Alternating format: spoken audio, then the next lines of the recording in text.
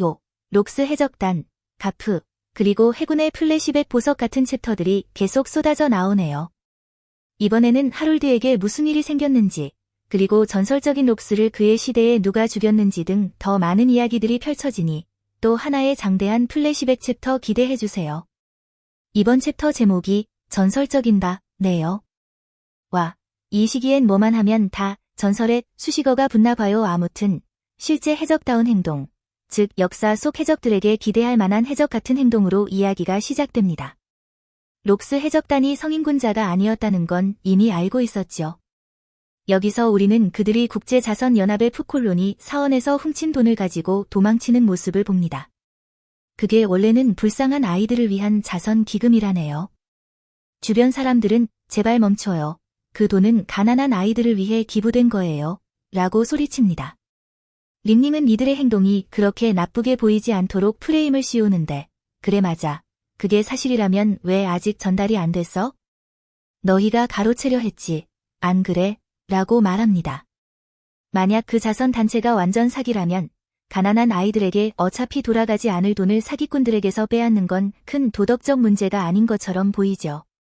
그들이 엄청난 양의 돈 가방과 불을 가지고 있다는 건 분명한데 이건 오다 작가님이 보여주는 여러 사례 중 하나일 뿐일 겁니다. 흰수염과 카이도는 아직 지하에 남아있고 링링에게 리프트를 내려달라고 부탁합니다. 링링은 시키에게 맡기는데 시키는 그들을 완전히 잊었다고 말하네요. 그들을 돕기는커녕 그는 동료들에게 생명줄 대신 폭탄을 던져 크루원 간의 유명한 불화를 보여줍니다. 나머지 동료들이 죽으면 약탈품을 더 많이 가질 수 있을 거라는 생각에 그들을 멍청이들이라고 부르기까지 합니다. 이걸 흰 수염 같은 사람에게 하다니 미쳤나 봐요. 만약 그 논리가 일시적인 생각이라 할지라도 흰 수염을 쓰러뜨리려고 하다니 말도 안 됩니다.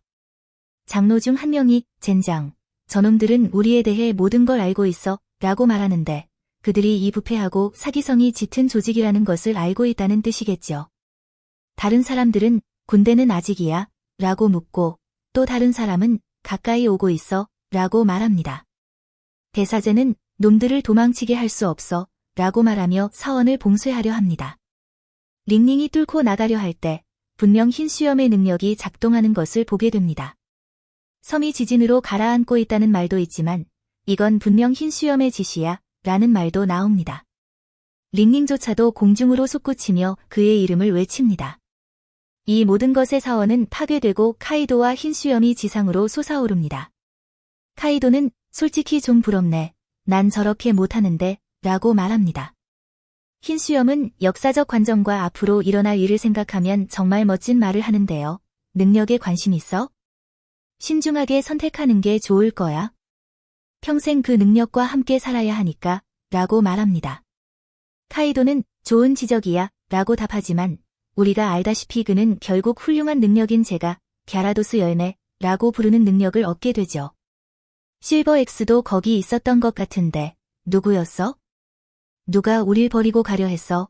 라고 시키를 불안하게 가리킵니다. 시키와 라이벌 관계이며 항상 부딪히는 실버엑스는 화를 내며 역시 너일 줄 알았다. 시키 라고 말합니다. 시키는 가짜 순진한 얼굴로 엄청나게 웃기게 와 실버엑스 살아남아서 다행이야 라고 말합니다. 그는 정말 걱정했어 라고 덧붙이는데 명백한 거짓말이지만 록스 해적단이 겪었던 내적 갈등과 그들이 만약 사이좋게 지냈다면 얼마나 위대해질 수 있었을지 잘 보여줍니다. 록스는 그들이 모두 뭘 하고 있냐고 물으며 움직이라고 합니다. 록스는 북적거리는 와중에도 보물이 안전한지 확인하고 해군, 즉 새로운 도전자들이 해안에 나타났으니 보라고 지시받습니다. 록스는 내부 불화 때문에 지금은 놈들과 맞설 때가 아니야. 출항 준비를 했어야 했는데 라고 말합니다. 흰수염은 해군이 사방에 깔렸다고 언급하며 정말 빠르군. 누가 우리 계획을 유출했나? 라고 말합니다. 크루 내부의 불화 외에도 해군 정보원이 크루 안에 있는 것 같아 아무리 위대해 보여도 결국 실패할 수밖에 없는 운명이었음을 암시합니다. 록스는 젠장, 지금 항해 준비할 필요 없어. 싸울 준비해 라고 결정합니다. 수많은 해군에 맞서 진정한 보스처럼 미소를 지으며 모든 걸 약탈하고 다 가라앉혀버려 라고 명령합니다.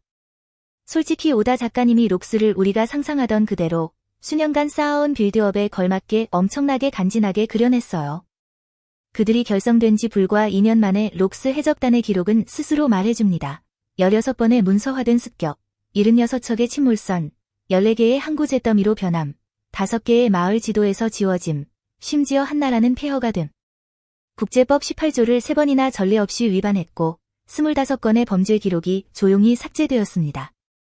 그동안 록스는 검으로 패왕색 패기 충격파를 발사하여 다가오는 배들을 파괴하는 모습이 그려집니다. 내레이터는 미래의 해적왕 골디, 로저가 바다를 항해하고 있었음에도 불구하고 이 시기를 록스의 시대라고 부르는 것은 과장이 아닐 것이다 라고 말합니다. 이건 진짜 역대급 발언이었어요. 로저가 그 시대에 있었고 로저도 자신만의 방식으로 엄청난 활약을 펼치고 있었지만 여전히 록스의 시대였다는 겁니다. 그러고 나서 신세계 하치노스로 넘어갑니다. 하롤드가 그곳에 있고 세계정부 당국이 그에게 뭘 하고 있는 거야? 당장 이곳을 떠나라, 하롤드, 라고 말합니다. 그들은 모든 비가맹국은 무법지대로 간주된다. 여기에 사는 인간들은 신경 쓰지 마라. 그들은 권리가 없다, 고 말합니다. 하롤드는 말도 안 돼. 세계정부가 그렇게 다 정할 수 있는 거야? 놓아줘. 이 나라는 우리 엘바프가 기근에 시달릴 때 선의로 도움을 주었어. 그들은 우리의 친구고 구원자야, 라고 소리칩니다. 그리고 붙잡혀 있던 사람들은 하롤드 왕, 도와주세요, 라고 외칩니다. 하롤드는 우리는 빚을 갚지 않고는 떠나지 않을 거야, 라고 말하며 자신의 의도를 분명히 합니다. 엘바프를 도왔을 때를 기억해보면 하롤드는 만약 그들이 필요할 때가 오면 거인들도 그들을 도울 것이라고 말했었죠. 이 시점까지 그는 원칙을 지키는 남자이자 약속을 지키는 남자입니다. 그리고 여기서 그는 자신의 목표, 아마도 지금 가장 큰 목표인 가맹국이 되는 것에 모순됨에도 불구하고 약속을 지키고 있습니다. 세계정부 관계자는 하롤드, 엘바프가 가맹국이 되는 것을 고려 중이라는 걸 알고 있다. 우리를 돕기 위해 간섭하는 건 그렇다 쳐도 비가맹국을 돕기 위해 개입하면 멤버 가입에만 해가 될 뿐이다, 라고 말합니다. 이건 정말 현실적이고 실제 세계의 조직들이 비회원국들의 행동을 좌우하기 위해 멤버십 가능성을 내세워 압력을 가하는 방식과 비슷하게 느껴집니다. 아무튼 그 남자는 방해하지 마라, 하롤드, 라고 말하며 겉으로 보기에 무고한 여성을 쏘아버립니다. 하롤드는 이성을 잃고 핏줄이 솟아오른 채 이 쓰레기들. 너희는 인간이 아니야, 라고 말합니다. 뿔 달린 거인에게서 나온 말치고는 흥미로운 대사지만 우리는 모두 요점을 이해합니다. 그의 거대한 몸이 배에서 세계정부 함선을 향해 날아가고 그는 머리 위로 거대한 검을 휘두릅니다. 그 함선은 잘 버티지 못할 것 같네요. 그렇다면 신문은 하롤드가 친구들을 구하고 과거에 자신을 구해준 친구들을 불의와 죽음에서 구하려 했던 충성스러운 행동을 어떻게 보도했을까요? 글쎄요. 헤드라인은 어디서 많이 본 듯한 어그로성 유튜브 제목, 이번 주 제 영상 제목도 잘 뽑히길 빌어봅니다. 이랑 다를 바 없었죠. 하롤드 왕 폭로. 엘바프 군주, 무고한 전함 침몰시켜. 세계정부와의 동맹은 계략으로 밝혀져 물론 록스가 이걸 보자마자 환호합니다. 그는 웃으며 봤지? 저게 바로 정부야. 하롤드, 성에서 한잔하자, 라고 말합니다. 이 사건은 샤키의 술집에서 벌어지고 있습니다. 하롤드는 말도 안 돼, 너처럼 평판 안 좋은 남자를 본토에 들일 수 없어, 라고 말합니다. 하지만 그는 여전히 술집에서 록스와 술을 마시는 것을 좋아하는데 어디서 마시는지는 중요하지 않습니다. 요점은 그들이 술을 마시며 침묵을 다지고 있다는 거죠. 록스는 너희 온 나라는 나와 함께 해야 해, 어서, 하롤드, 포기해. 내가 세계정부에 아첨하는 걸 더 이상 볼 수가 없어, 라고 답합니다. 저는 모르겠지만 록스는 평소처럼 아주 합리적인 말을 하고 있고 저는 아직 그가 사악하거나 100% 나쁜 놈으로 보일 만한 미친 짓을 본 적이 없습니다. 그래서 이 플래시백이 끝나기 전에 그가 또 어떤 일을 할지 궁금하네요. 하롤드는 여전히 저항하며 조만간 엘바프가 세계정부의 가맹국이 될 것이라고 말합니다. 그건 그렇고 이 시점에서 하롤드는 머리를 삭발했습니다.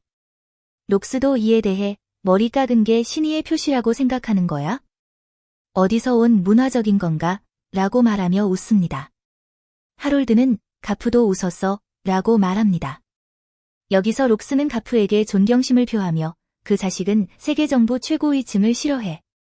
그도 해적이 되는 게 나을 거야 라고 말합니다. 하롤드는 그들은 거대한 조직이야. 물론 부패한 쓰레기들도 있지만 해군은 훌륭한 군대야 라고 반박합니다. 그는 평범한 해군들은 매일 사람들을 구하는데 도움을 줘 라고 말합니다. 하롤드는 그들 중 일부는 이미 엘바프 출신이라고 언급합니다. 존 자이언트처럼요. 더 많은 우리나라 전사들이 뒤를 따른다면 그들은 그들의 무한한 힘을 사용하여 전 세계 사람들에게 진정한 변화를 가져올 수 있을 것이라고 말합니다. 그러자 록스는 그거 정말 무섭네 라고 말합니다. 록스는 샤키에게 샤키, 하롤드에게 좀 정신 차리라고 말해주지 그래 라고 묻기까지 합니다. 샤키는 미소를 지으며 그럴 수 있다면 좋겠네. 하롤드가 내 아들이었다면 친구를 신중하게 선택해야 한다고 말했을 거야 라고 말합니다. 그리고 그들 중 한 명이 야, 나한테 딴지 걸지 마 라고 말합니다. 저는 그게 하롤드인지 록스인지 확실하지 않습니다. 왜냐하면 그녀가 록스를 나쁜 영향으로 하롤드가 록스와 어울리지 말아야 한다고 말하고 있을 수도 있기 때문입니다. 대사가 나올 때 캐릭터가 보이지 않아서 100% 확실하지는 않지만 어쨌든 그들의 우정의 깊이를 보여주는 귀여운 장면입니다. 록스가 하롤드가 좋아하는 여자와 농담을 주고받으며 단둘이 술을 마시는 모습이요. 이제 오다 작가님은 이런 친밀한 우정 장면을 의도적으로 보여주어 앞으로 일어날 일에 충격을 주기 위함입니다. 하지만 먼저 해군 본부로 이동합니다. 우리가 알아볼 만한 거물들이 거인 문제에 대해 이야기하고 있습니다. 그들은 거인에 대한 일반적인 사람들의 두려움을 담아내며 자주 하는 말을 반복합니다. 거인이 잠결에 뒤척이기라도 하면 사람들이 깔려 죽을 수도 있다. 화라도 내면 생명이 위태로워질 수 있다.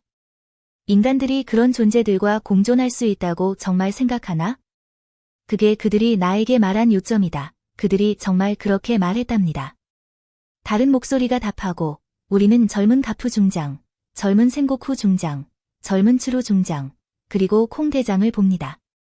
여기서 중요한 점은 이 시기에는 우리가 플래시백에서 보기를 희망하는 전설적인 원수가 있을 수 있다는 것입니다. 콩은 아직 원수가 아니니까요. 어쩌면 그가 록스 같은 캐릭터에게 패배하고 그것이 콩이 원수로 승진하게 되는 계기가 될 수도 있겠죠. 무슨 일이 일어날지 두고 봅시다. 하지만 지금은 그들이 식사 중이고 가프는 해군에 합류하는 건 허락하지만 그게 다라니 이라고 말합니다. 센고쿠는 하롤드는 정직한 사람이다. 그는 역사를 통해 배우고 엘바프를 바꾸려 한다. 고 말합니다.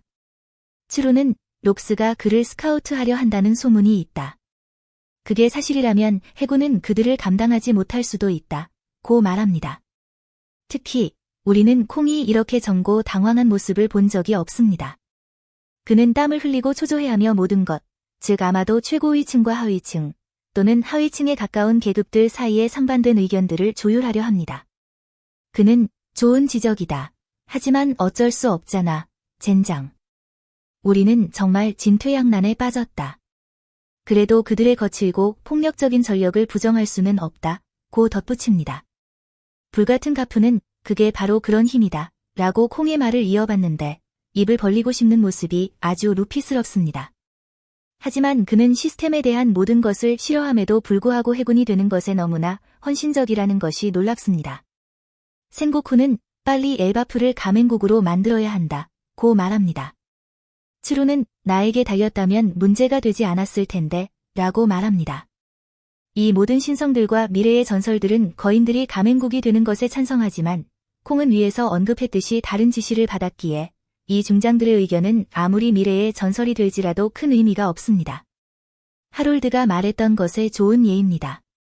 해군에는 좋은 사람들이 있지만 부패한 최고위층이 항상 최종 결정을 내린다면 그게 무슨 소용이 있을까요? 그리고 챕터의 마지막이자 아마도 가장 흥미로운 부분이 나옵니다. 42년 전 하치노스에서 벌어진 일입니다. 지난 챕터에서는 샤키가 용할멈을 대신해 구사해적단 선장이 될 것이라고 했는데 이제 시간이 흘러 그녀가 이미 은퇴하고 있습니다.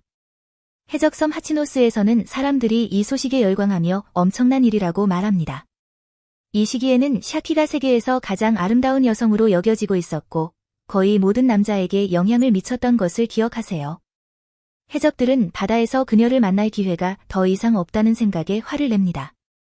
우리는 코믹하게도 사람들이 마치 인생이 끝난 것처럼 무릎을 꿇고 안 돼. 샤키의 구사 해적단에게 습격당하는 꿈을 꾸고 항해를 시작했는데 라고 말하는 모습을 봅니다.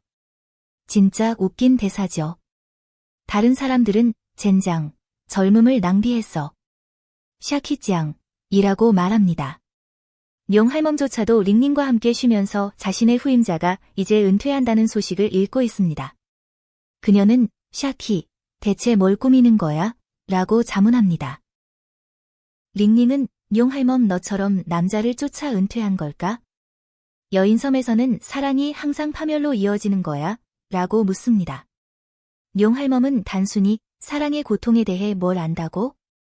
너는 팝콘처럼 아이들을 마구 낳잖아 라고 말하며 링링이 아이들을 계속 낳으면서도 록스 해적단의 활동적이고 강력한 멤버라는 것이 인상 깊다고 농담합니다.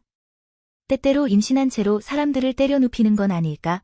용할멈은 어쨌든 샤키가 사랑에 빠진다는 건 상상도 할 수 없어. 로저를 쫓아갔다면 절대 용서 안 했을 거야 라고 생각합니다.